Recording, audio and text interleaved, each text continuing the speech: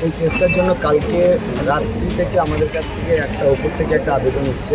Chairman স্যারের পক্ষ থেকে, যেহেতু উনি পার্টি ওনাকে যেতে হবে আর কেসটা যেহেতু আমারই, কাল রাতের আবেদন এসছে। আমরা সবাই ওরা আলোচনা করেছি, ছাড়া উচিত আর সকালেও 2-3বার আমাদেরকে এটা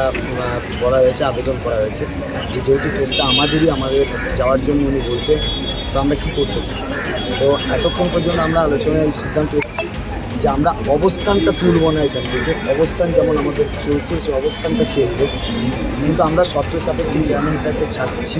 যে ওখানে কি আজকে হাইকোর্টে যেহেতু উনি আছে, হাইকোর্টে ওনাকে ছাড়াটা উচিত, যেহেতু আমাদেরই কেস।